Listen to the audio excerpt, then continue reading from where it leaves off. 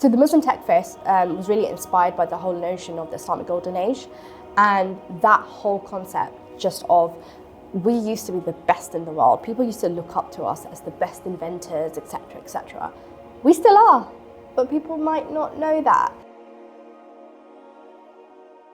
Welcome to an episode of the Muslim Pound. This is your host Zaid Patel. Today we have the co-founder of Muslamic Makers and the co-founder of Muslim Tech Fest, Arfah Farooq. Welcome to the podcast. Thank you so much for having me. Muslamic Makers, tell us a little bit about that before we do a deep dive.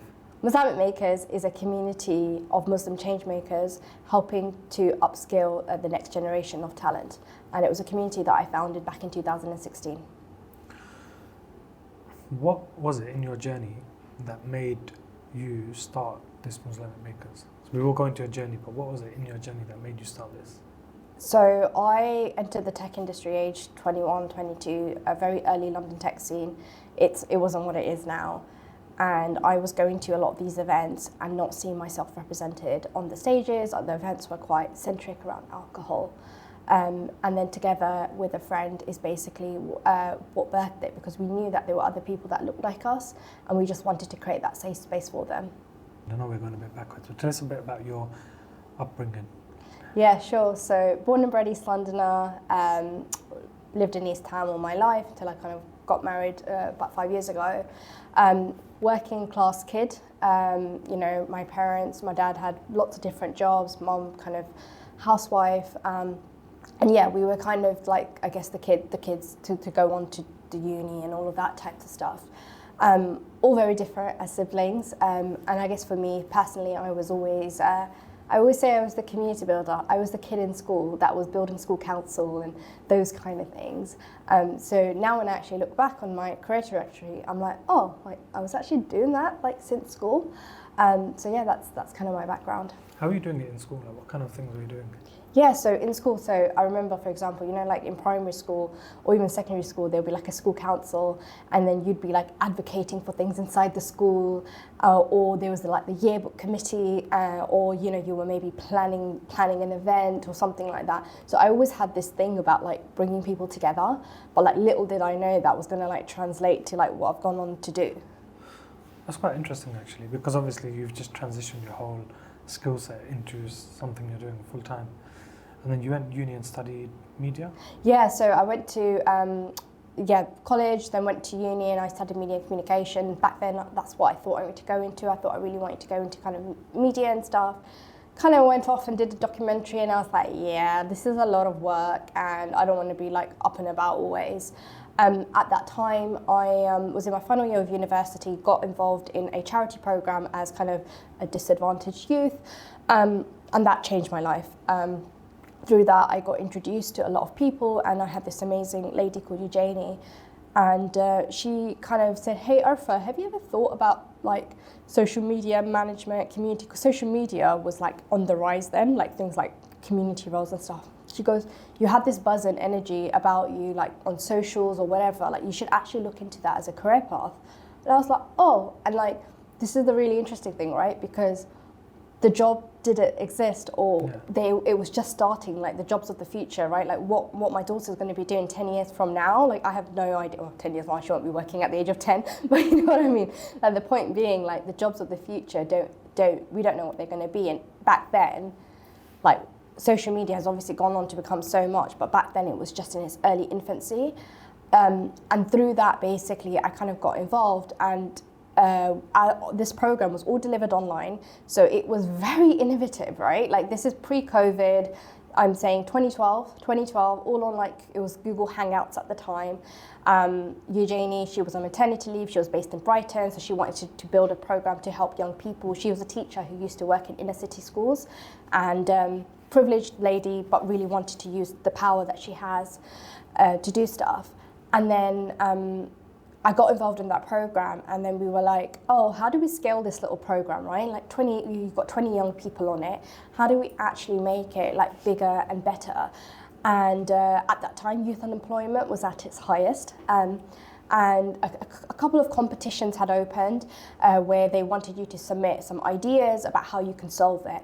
So we did that, and we were like, oh, what if we created a platform where young people can showcase their personalities? Because for me, someone like me, a CV never really showcased like who I was. But all the little things I was doing in university, from being a sabbatical officer or building an event or whatever it is, like I created a little Pinterest CV. So we took that idea, took this program which was all about building soft skills in young people, because again, as East Londoners, we're not taught these things. And these are the things that like is the difference between a state school kid and a private school kid, is that they're taught all this soft stuff, which we're not. And that's what the whole program was on. That basically, I ended up creating my first tech company. So not many people will know, but actually back in 2012, I actually created a tech company, got investment, was in a tech accelerator, and that was basically my first exposure into tech. And so literally, as you can imagine, a kid straight out of university, 21, 22, pitching, doing all of these things. Now it's quite normal, but back then it was so rare. And a brown kid amongst all of that, like it was literally like what kind of led me into like the tech world. You said 2012, so that I'm thinking I just came out of uni in 2011. There was no such thing as community building. Yeah.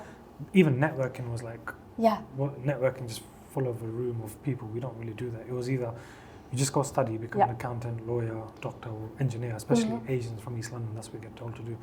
So you mentioned it's a job for the future, but did at any time you were thinking, how am I actually going to make a living out of community building? Yeah, so specifically there, like at that point, I didn't break into community. So I was doing an internship for social media community buildings, which is online.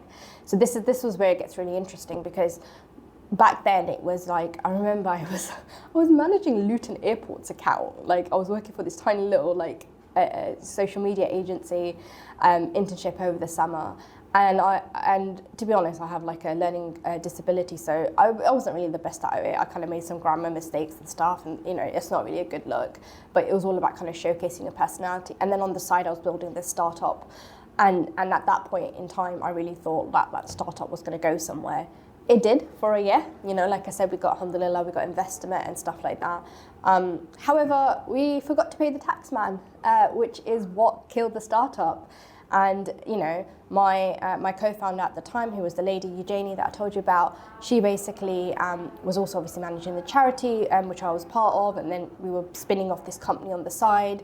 And one day I just remember working from home and just being like, how does tax work? Googling it, and then realised that I'd been like paying myself but not accounting for like PAYE tax and all of that stuff. And then we realised, oh no, like, and that's when we realised we just had to like stop the company, fold it, because we needed to pay the tax man. And that literally brought that journey to an end. And then I went on to go work for a coding bootcamp as kind of one of their first marketing hires. And it was there that Muslamic Makers kind of first started, because we were doing a lot of diversity work for women in tech. Yeah. And I was like, oh, but why are we not doing ethnic minorities, Muslims and stuff? And then my co-founder of Muslamic Makers, Murtaza at the time, who followed me on Twitter, basically approached me saying, hey, like I've got this idea of doing a small meetup for Muslims. And I was like, oh, that's funny. I thought, I've always had that idea. What? But I always thought it'd be 5 people in a coffee shop. So we put on our first event, 50 people turned up. And we're like, Did you put it in a coffee shop? No, it was at Makers, so where I was working. So again, it was just like, it was funny because the weekend before, I had gone to a random Muslim meetup, met a tech entrepreneur that happened to be Muslim, and then where I was working, I had a venue. So I'm like, oh, I've got a speaker, and then we've got a thingy, and we just thought, let's just put on an event and see what happens. 50 people turned up. And then a lot of people were like, oh my God, this is amazing, like we're so into this stuff. And then that built the first volunteer team. And then since then, it kind of obviously went on to do all the things that it's done. What kind of like courage did you have to kind of say, look, there's a issue with the diversity and inclusion. There's not enough Muslim women, there's not enough Muslims in general in the tech space. What kind of courage, or what gave you the courage to like kind of speak up and say, let's do something about it? I think one of the things has just been getting really comfortable with my identity. And I think over time, I definitely got more kind of stronger in it. I remember when I was working at the boot camp, and at that point in time, I think I had like said to myself, I'm going to start trying to pray again. And I was like, right, I'm not going to let work come in the way. I'm starting a new job. I'm just going to set that scene. And I remember, like, we were in the very old, tiny office then. And I remember, I always say, like, I just busted out my prayer mat. And while like, all the staff had just quickly stepped out in the staff room. And then one of the staff people saw, they brought it up in team meeting in a nice way, because they were a bit like, oh, like, can we cater for you? At that point in time, there was one little meeting room, and I said, oh, don't worry, I can just pray in the corner. When we moved to another building, they were very like conscious about like creating that space, and I said, oh, actually we want this mezzanine floor. I said, actually that corner is perfect, I can pray in that corner. And as obviously one of the first kind of Muslim hires, what was interesting is then Muslim students came to the coding boot camp, and they would see me and they would ask, oh, where can we pray? And I'd be like, oh, there's that corner upstairs, etc. Then they acquired another floor, and at that point in time they were like, right, we're going to make sure we create a quiet meditation prayer space.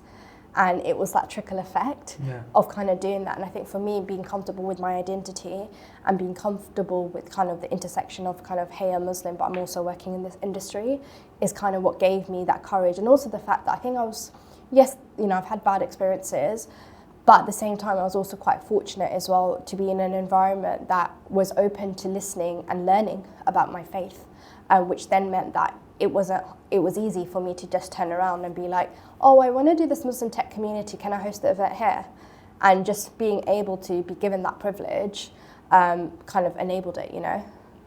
So did that kind of courage that you had give you kind of, or help you brand Muslamic Makers as Muslamic as well? Yeah, so the funny story about Muslamic Makers is when me and Murtaza were like, oh, what shall we call this like meetup thing?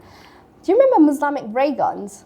No. Okay, maybe you're too young. So, Too old. so Muslamic ray guns was this EDL meme.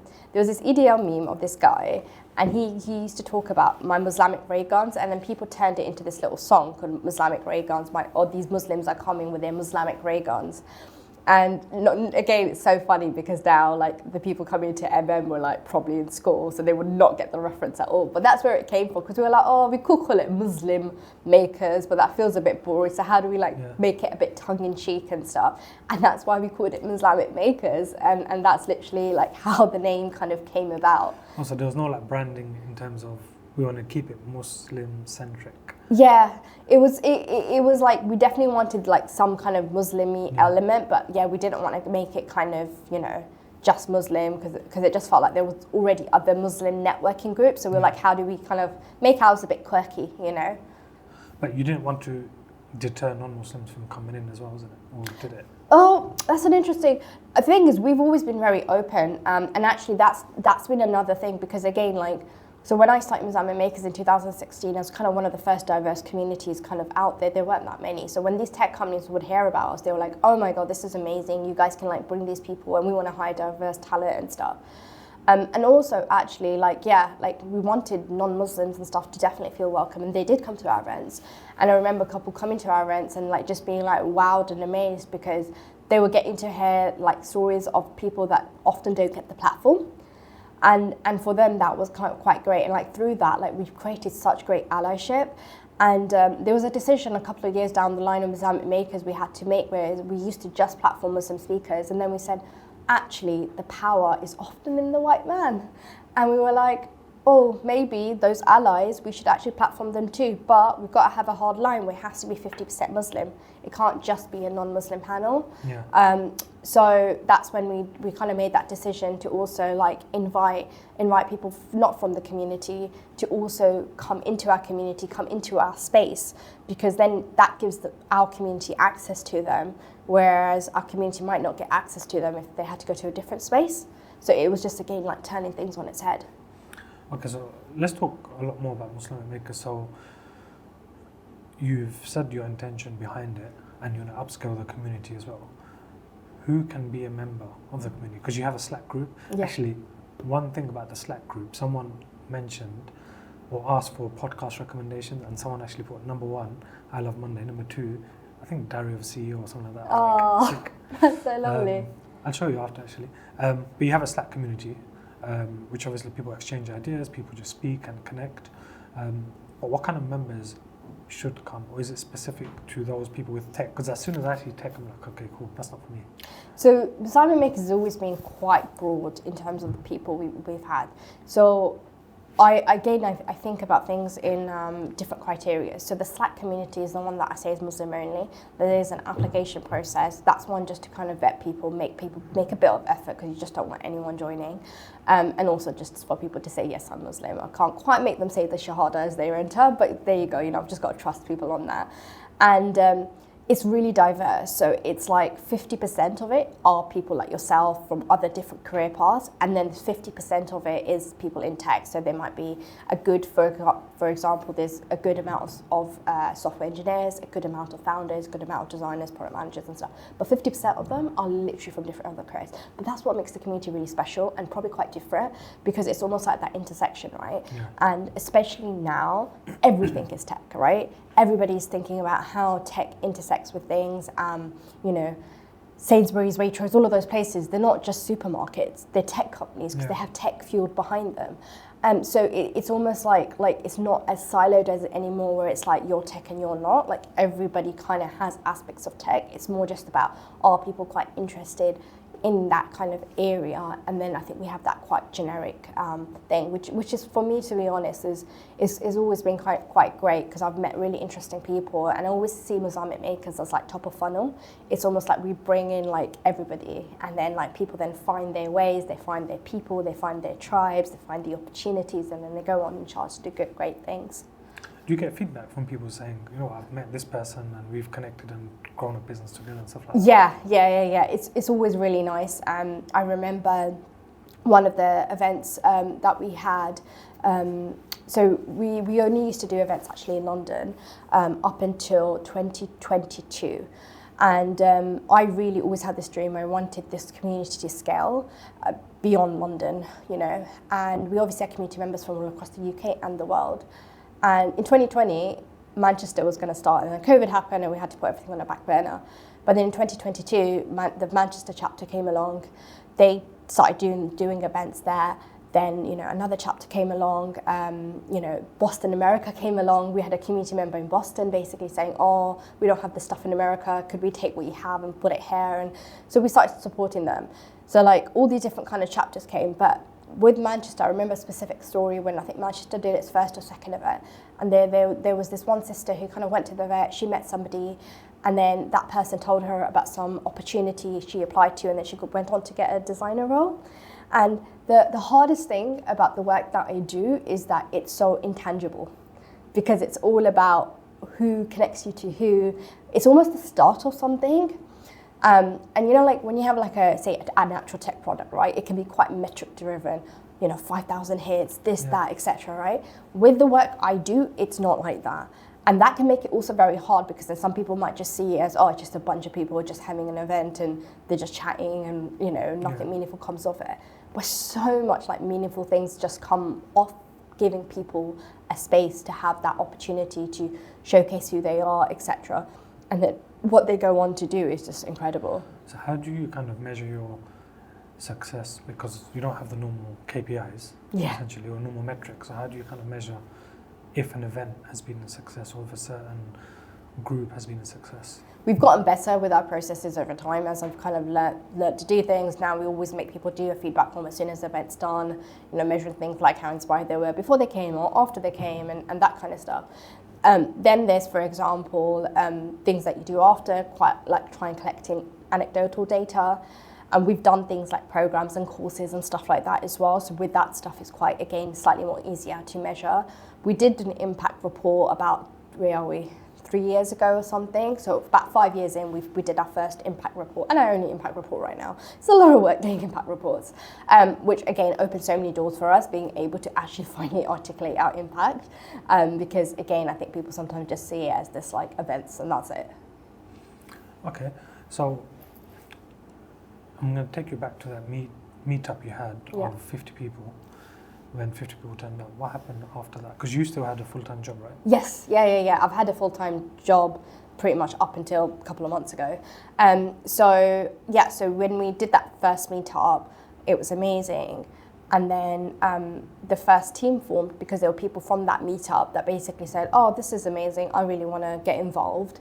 And the first leadership team per se came apart and we started to do events. And what happened is, especially back then, like Twitter was big, and like somebody would see it and then they would message us and be like, oh, can you come host an event here? And then all of a sudden, I used to call it like a school trip. We used to take these Muslim people into tech companies. So it's like we were taking them to like a game studio, we were taking to like another software agency and stuff. And they were going into like these spaces where they would never get access to before, you know? And that was like really cool to be able to kind of do that. So we started to nurture relationships with different kind of tech companies, etc.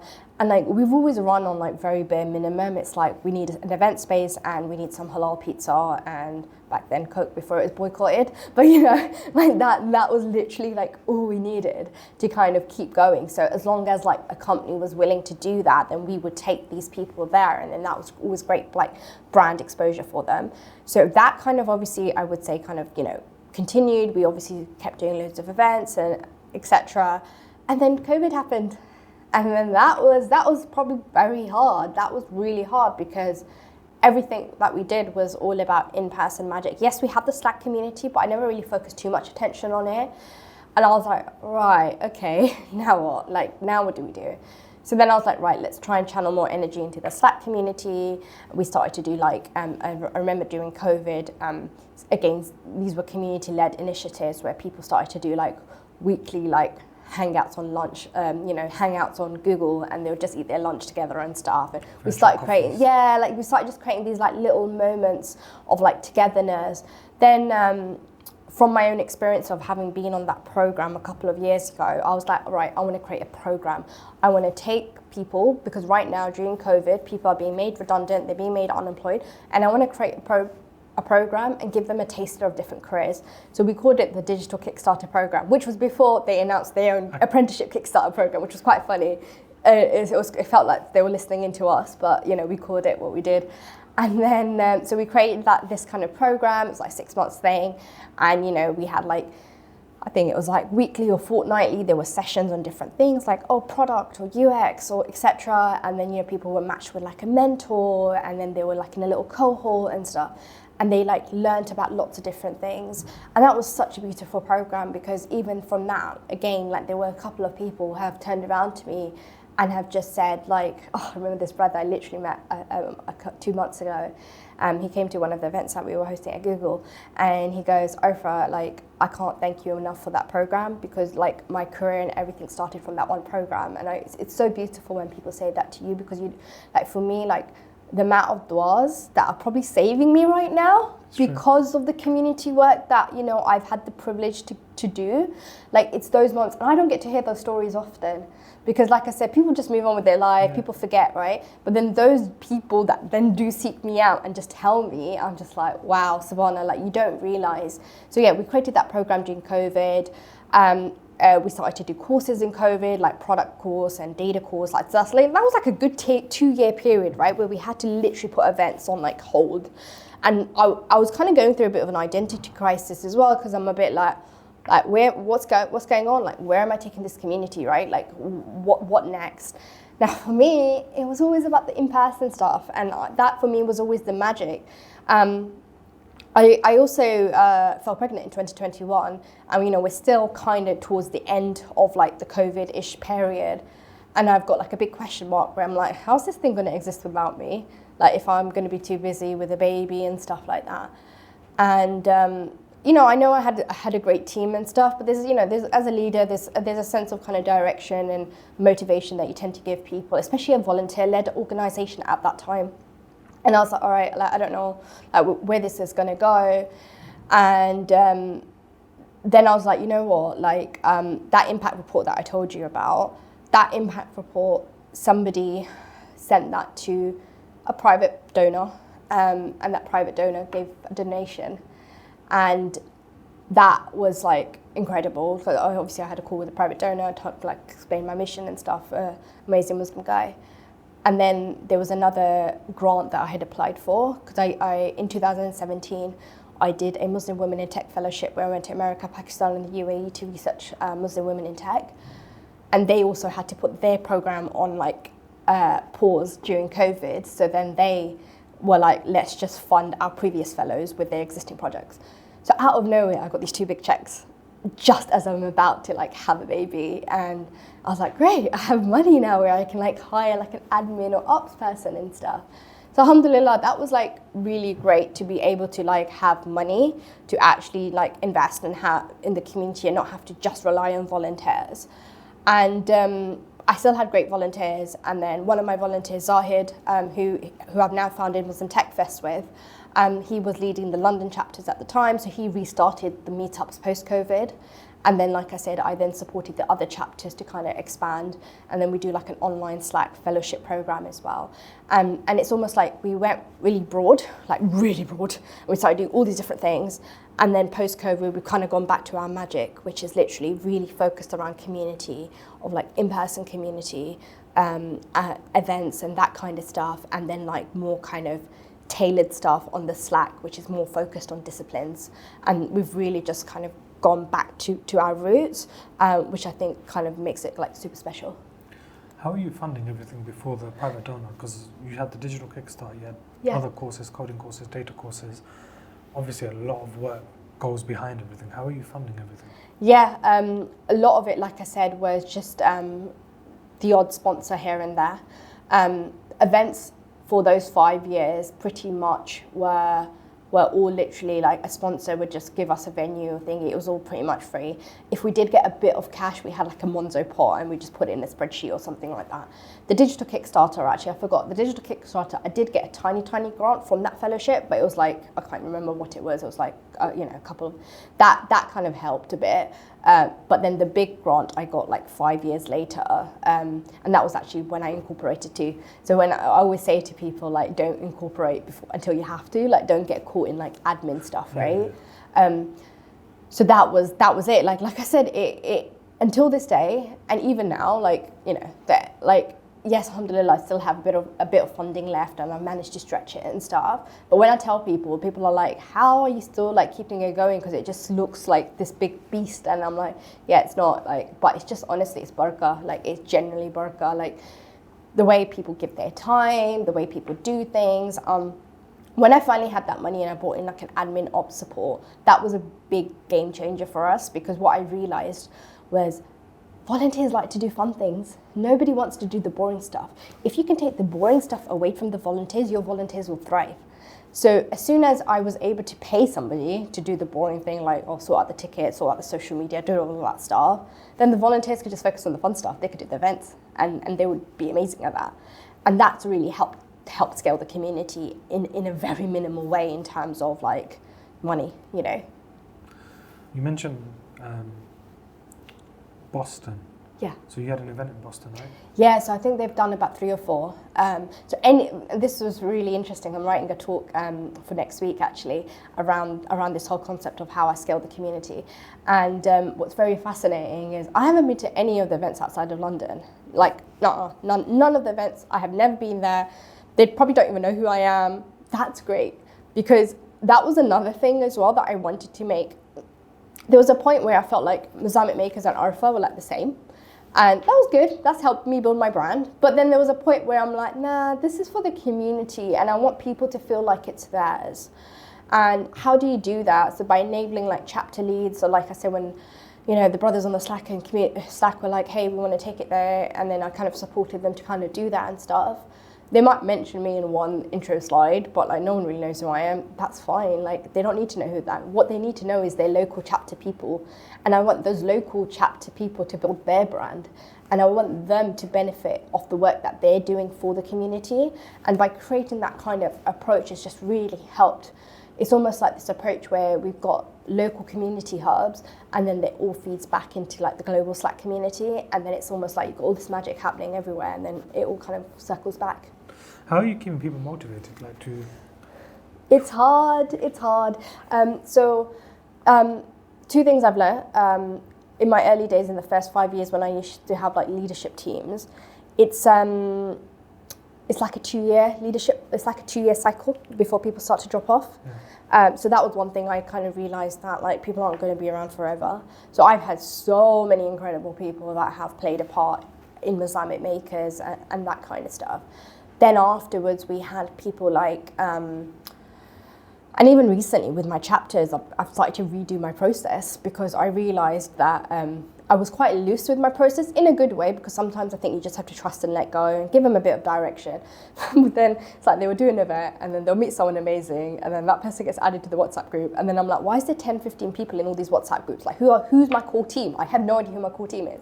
So recently I've kind of made them all reapply to join the core teams for their chapters, and what that's allowing me to do is just to kind of, and then also say that, okay, this is a commitment of 6 months to a year, and by making it time bound, it then means that people know exactly what they need to deliver, and it just kind of, it's almost like a privilege to be part of that core team, and it's kind of just trying to like rejig things a bit as well. Like through all of these processes, I've always just learned little things here and there in terms of how to manage teams, how to manage community, how to kind of take things apart, and then I've just iterated as I've kind of gone along, you know. So how many people are in the global community? Yes, so it depends what you measure it by. So if you'd probably like measure across like all our social channels, Slack, newsletter, you know, social media, all of that, it's probably, in terms of number wise, vanity metrics, is probably around 20,000. If you break it down, it's like, you know, the Slack has 3,000, the newsletter has nearly 6,000, etc. So it really depends on which part you mean. For me, I always see Slack as like the core community, and then everyone else are kind of like different touch points. Slack is where kind of the magic happens, as you said, isn't it? Yeah, Slack is definitely where the magic also happens as well, because that's where a lot of the virtual magic happens. And then there's obviously the magic that happens in terms of in-person events as well, you know? Okay, and then what is it that triggered you to kind of leave your job and then say, look, this is what I want to concentrate on full time? Yeah, sure. So there were a number of things. So after I had my baby and stuff, so I used to work in the civil service, and the civil service was actually where I got my first paid job as a community builder. So I used to manage a community for product managers, delivery managers. I was also seconded to NHSX to build an AI healthcare community, and I also just did some random work with like Number 10 digital fellowship thing. And so that was actually when I first got paid. Like I never knew I could actually get paid for the skill set, and it's funny, right? Because it's like, because of the work I did with Muslamic Makers, it's kind of what got me hired into the civil service as a paid role to actually do like community building. So I was doing that for like 2 years or so, then went off to have my baby, and things changed in government, and I just wasn't feeling like going back. I was going into a slightly different department, and then I changed jobs and I started to work to manage a community of impact VCs, so venture capitalists that are interested in impact investing. And, you know, I had friends at this company and I had really good things about it. And I was like, you know, I read the job description and it was like an intersection of my passions, because a lot of my work has always been about impact. A lot of my work's been around entrepreneurship and stuff. And this was community building. So it was just like everything like in one. And it was a 3-day-a-week role. So like as a new mom, it was just perfect for me. So I took that job on. Alhamdulillah, it was like a great job. And then I remember I was went to holiday in Pakistan around October time last year, and I generally thought, yep, I've got a great job, everything's hunky-dory, I'm gonna like grow out this community, spin it out, it's gonna be amazing. And then October happened, right? And everything that happened in Palestine and Israel, and the VC world was just very, very eerily silent, or really disgusting and Islamophobic. And my company were fine, but it was the wider ecosystem that I was operating in. And especially because like the impact community that supposedly talks about people and planet didn't really care about people that looked like me. And there was something in my gut that just like, something just didn't feel right anymore. And, you know, before I went to Pakistan, I had this really exciting job and it was great. And, you know, so I came back and, you know, just navigating all, I started to get really demotivated. And like just really started to like struggle with the role and really struggle where to go next. At the same time, I was building out Muslim Tech Festival, which kind of is a spin-off of the back of Muslamic Makers, which is a tech conference for Muslim techies, and to bring people together, etc., on a much bigger scale. So this year we had just under 1,000 people. So I was doing all of this stuff on the side, Muslamic Makers, etc. And as a mom, I realized that I was passing my daughter between me and my husband, but we weren't spending time as a family. and you know, I was spending time on the weekends and doing my community work. That, coupled with everything that happened in Palestine and stuff, I was a bit like, what am I doing? Like generally, like, what am I doing? Because I'm not like motivated anymore. And then I remember sitting down with my husband and being like, I think it's time I need to like quit. Like I think I need to go full time on my stuff. I've been doing it for so long. And I always knew at some point I wanted to go full time. As a woman though, it was always like, oh, I'll wait till I have my second baby or second maternity leave. And so there was always like that kind of thought process behind my head. Then I was like, okay, like how do I, you know, where do I go from here? So over Christmas, we sat down, we did the maths, we did the sums, we looked at savings, all of those kind of important things, and realized, you know what, alhamdulillah, Allah subhanahu wa ta'ala has given me the provisions to take a risk. And if Allah subhanahu wa ta'ala has given me the provisions to take a risk, and if all my work is about building for the Muslim community, then I owe it to Allah subhanahu wa ta'ala to do that. And that for me was when I took the plunge. So then I handed in my notice in the new year, and then I was like done around Ramadan. And then I was all gone blazing into Muslim Tech Fest, and like I've just been building off the back of that. But that was kind of like my trigger point, and in terms of like how things changed. The Palestine issue is quite an interesting one. Yeah. When that happened, before that happened rather, there was I think in a lot of Muslim people in the back of our minds, it's like we're not fully accepted anyway. Yeah. And then when you hear, for example, not for this to get political, but Keir Starmer saying, well, they don't deserve water, electricity, and food, and you've got people agreeing with that. That's when it's like we're not actually accepted. We're just there. So all this work of diversity and inclusion kind of means nothing in the sense that they are doing it to as literally a checkbox. And we're still seeing it today. So then when we're seeing people like, for example, yourself, and you've got Islamic Finance Guru, and so many other people who are like, no, we're focused on Muslims to grow the community. I think that's, October 7th was like a trigger. It's like, you know what, that's what is needed, and that's what we should be doing. And it's like you said, you had the provisions, build the Muslim community. Yeah, and I think my saying that often people say I keep going on about is we're building our own tables. Like I'm sick of taking a seat at the table, and I will preface that by saying it's also important to take a seat on the table. Some people need to, right? Like not all of us are born to be entrepreneurs and to build for the community. Some of us are going to go high up in these big tech companies that are enabling genocide and all sorts of stuff and are going to make differences there, right? So I think that's really important to kind of preface that it's not just one way of kind of fighting the cause.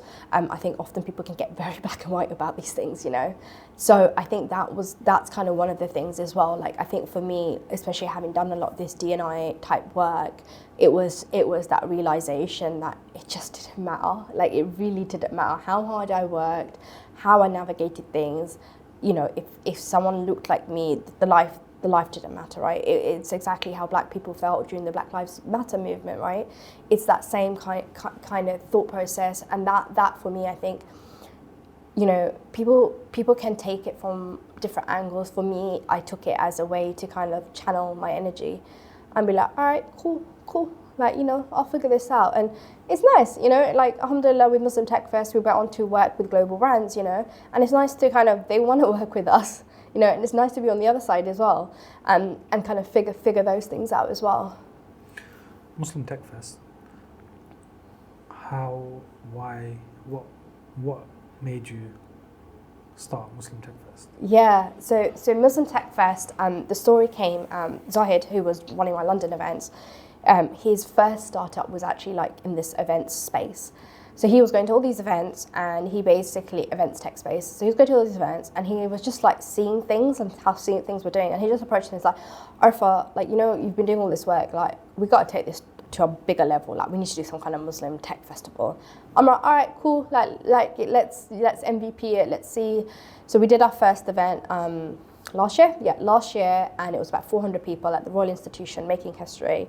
Now, the Royal Institution is where people like Michael Faraday have given lectures and stuff like that. We had Muslim people in that same amphitheatre, you know, giving their talks and stuff. So again, we loved turning things on its head. And like, I swear the Royal Institution probably hasn't seen that many Muslims like come through the door. So that, I think for us, it was like, how do we take what we've already done and that years of work of like bringing people together to kind of inspire people, and how do we take it forward? And a lot of our inspiration comes from like the golden Islamic age, you know, Golden Islamic Age? The Golden Islamic Age. And that the inspiration came specifically from there, because it's like, we were the best innovators. We were the best people in tech, not tech, but, you know, innovation and all of that stuff, right? We still are. We still are. We are the best talent in the world, but people don't know it. People don't know it, and even within ourselves, we don't know it. So how do we like ignite that change, right? So the Muslim Tech Fest was really inspired by the whole notion of the Islamic Golden Age, and that whole concept just of, we used to be the best in the world. People used to look up to us as the best inventors, etc., etc. We still are, but people might not know that. And how do we bring those people right to the forefront and shine a big light on them? How do we create, you know, change? How do we kind of inspire people to go on to start to do stuff, etc.? So, as mentioned, the Muslim Tech Fest, the first one was the Royal Institution, 400 people, MVP, let's just figure it out, let's just take it from there. And alhamdulillah, you know, that went well, we got incredible feedback, and then it's like, all right, we're going to take this to a different league now, we're going to put a whole new brand on it, it's not going to be a Canva logo, it's going to be a global brand, we're going to up the numbers to nearly 1,000 people, we're going to deliver something on a big scale, and we're going to make sure it's sustainable, because that was the really key part about this, because we weren't going to just keep doing something else that actually isn't sustainable, and like sustainability was so key for like Tech Fest. And then this year, when we built up the one this year that kind of just broke records, you know, the branding, the vinyls, just people have like said to me that it was on par with like London Tech Week and Sifted, and that is such a big compliment, because it was almost just saying that, you know, we had changed the game for like the Muslim events conference space, and that is really, really great. And people keep saying to me, Arfah, why don't you now make it even bigger? Like, make it 2 days, make it, you know, thousands and thousands of people. And then I'm like, no, guys, it's about the magic. It's about, you know, I could grow it to such a big, have crazy amounts of numbers. But what does it mean if those people coming aren't actually quality or make quality connections and stuff, right? Like, how do you kind of build it in such a way where people meet the right people and go on to do amazing things and that kind of stuff, which is why we are now taking it to other parts of the world. Inshallah, we'll be delivering one in San Francisco. So we had people fly out from San Francisco, South Africa, and other places for the one that we did this year. And that's so nice. Like, it's so nice and a privilege to be like, you spent that amount of money to fly to my event. Like, alhamdulillah, it's amazing. But those same people are now pulling us into their countries and saying, please come do this here, because we don't have this here. Please take what you've built and so that you can help build the ecosystem for us there, and then we can go and do this off. I remember there's this one sister, she came to the first MTF, and she came to the second one, and she goes, when I came to the first MTF, I had an idea. After that MTF, I was so inspired, I went on to build my company, and now I've got like 4 paying customers a year later. And it's so nice to know that. And again, untangible stuff, right? Yeah. How do you measure inspiration? You've just got to trust that you can just change the world sometimes by just words even. But you can also measure it over a period of time. Yeah. From your 50 people meetup to now having nearly 1,000 people in MTF. Yeah. And not just 1,000 people, there were videos on LinkedIn, there were videos on Instagram, I don't know about TikTok, but and Twitter, it was everywhere. Yeah. And I was like, I couldn't come to that. I remember I asked you for tickets, but I couldn't come. Yeah. And then I was like, I told my wife after, I should have just gone. Because now I've got that FOMO, so I'm waiting for next year's one. The FOMO, yeah, don't worry. Early bird sale, like, yeah, you're my target for like, as soon as those early birds are out. Oh, that FOMO was another thing, right? We sold out 3 weeks in advance. And there was a secondary market for our tickets.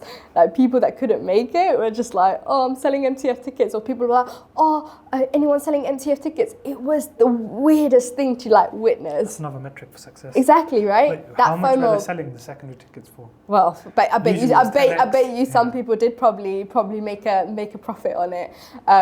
Zahid was just making a joke that next time just people just buy your tickets and then sell them on if you want to make a quick profit. But you mentioned a key point there. You've got the London tech events and you've got a lot of other tech events. Yeah. And I don't know about the tech space, but when I go to property events, they're not inclusive in terms of, I've been to property events and then the first thing is there's a Budweiser there. I'm like, I just don't feel comfortable here. There's loads of music and it's just meant to be a property networking event. Why do you need all this kind of additional stuff? So I hardly go to a property networking event, and it's because of that, because it's the lack of inclusion. Now the fact that you've built NTF, where you've got leading tech people coming, and enjoying themselves and making connections, I think that's a testament in itself.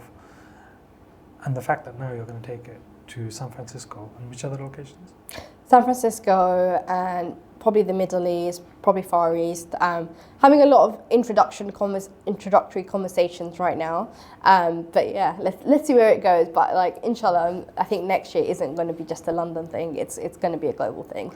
What's your objective or vision behind the MTF? Is it to showcase the talent? Is it to create talent? Is it like a mixture of everything? So it's about showcasing Muslim excellence, so ihsan in that sense, right? In the sense that we do everything with excellence and really kind of taking it to that level so that all of these companies, all of these people actually pay attention. Whereas Muslamic Makers was all about underrepresentation, TechFest isn't about underrepresentation, it's about Muslim excellence, it's about the total opposite. So they both have their ways they serve each other, but it's actually quite different. It's like, now we're the best. Like TechFest is like, we're the best, you want to be part of it, you know? Whereas Muslamic Makers was very like, please let us in, you know? It's very different. And again, like, it's funny now I think about my mentality and stuff. Obviously, where I started with Muslamic Makers, super young, etc., and all the learnings that I've almost taken from Muslamic Makers, I've now kind of applied it to TechFest, and my attitude towards business and that kind of thing, I think definitely comes through as well. No, it's quite interesting, because the one thing is that as Muslims, we need to strive for excellence anyway, to be the best at everything. Yeah. And our role model is the best of creation. Yeah. To be, even this podcast, we've got Mo, who's probably the best videographer, who brings the best cameras. We try and give as good quality as possible, but we have to strive for excellence in literally everything that we do. And there's no point doing something half-heartedly, because then you just don't do it at all. Even my dad actually says, even if you're going to get late, just get late properly. Otherwise, you're stressing yourself out for no reason. That's a really good point. 5 minutes early or on time, and you're going to run 5 minutes late. Just take your time and get 10 minutes late, but at least you've done. It was funny actually, because if I ran to the train station, I probably would have gotten there slightly early. But then I thought, what's the point? I thought, I'm going to grab lunch, I'm going to make sure I'm fine, and I'll just get here and it'll be fine. And it was only 10 minutes late, so it was fine. You know? But it was like, it is that thing of like, sometimes you just gotta just do things properly. So what's your kind of legacy that you want to leave behind with MTF and MM? God, that's quite a deep question. What is the legacy? The legacy, Yeah, so the legacy that I actually personally want to leave behind is a community that is helpful and united and always pulling the other person up.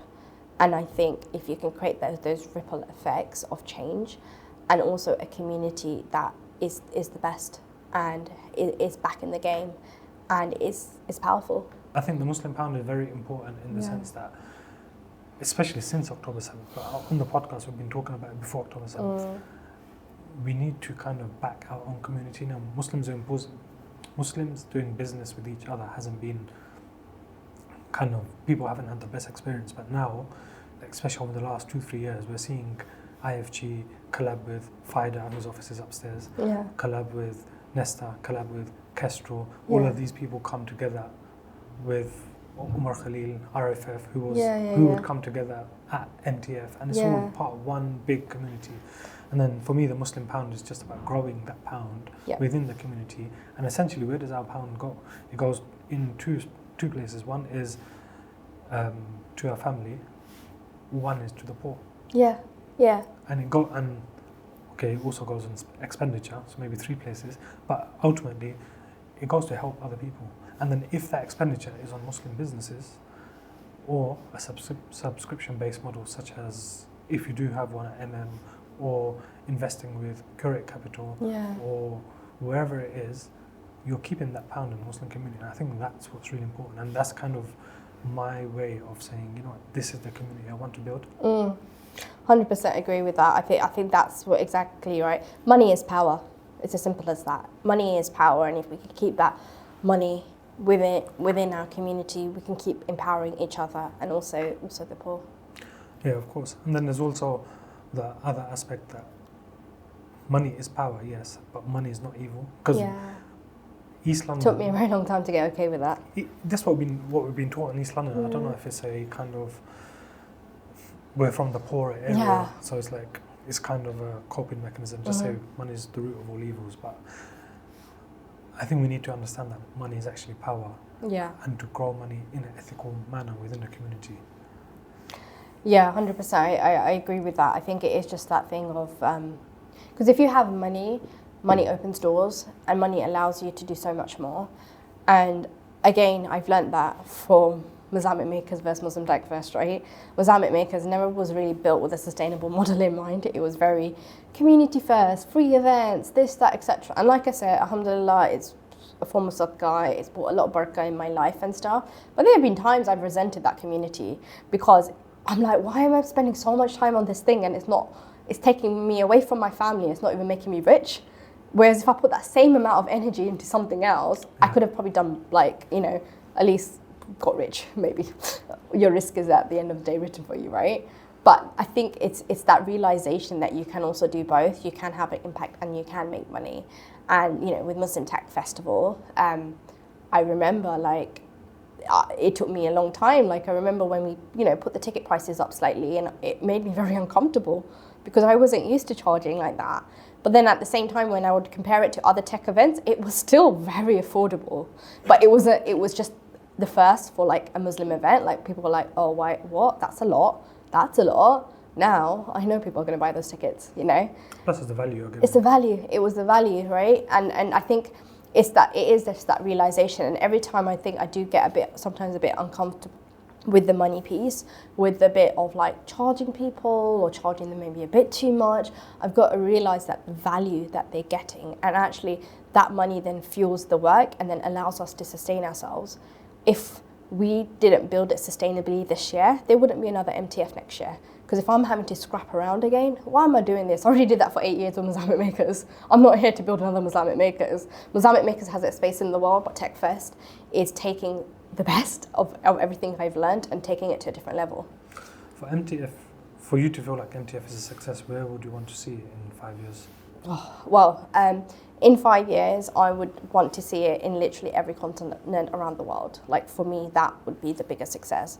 And then that is ignited change in those kind of Muslim ecosystems and also kind of united people in those areas. For me, that would be a big success. And then obviously on a monetary level, that it's sustainable, it's profitable, and I'm being paid to do the work at the end of the day. If you had a 18-year-old Arfah next to you who wanted to go into media university, what would you say to her? Oh, everything in the world is so different. If I had the opportunities that young people have right now, things like apprenticeships and stuff like that, I would have literally said to Arfah, don't go to university. However, I did make some of my best friends at uni. So that bit aside, right? I think I definitely would have explored other options. I think there is a place for uni for specific degrees, certain those kind of things. But if there were more vocational ways of getting to my same goal, I definitely like apprenticeships or other ways, I definitely would have gone that way. Okay. Just before we finish, we'll have a quick fire round. Sure. Favorite food? Chicken wings. From that place on the corner? On Catherine Road, Chicken Hut? Yeah, Chicken Joy. That's it. Favorite holiday destination? Ooh, favorite holiday destination? Antalya. Favorite book? Favorite book, Harry Potter. Harry Potter fan? Yeah. If you had a superpower, what would it be? My superpower would probably be reading minds, but that would probably drive me crazy. And favorite day? Favorite day? Sunday. Although it's a Muslim pound, it still has to be Monday. Thank you very much for coming on. Thank you so much for having me. It's been a pleasure.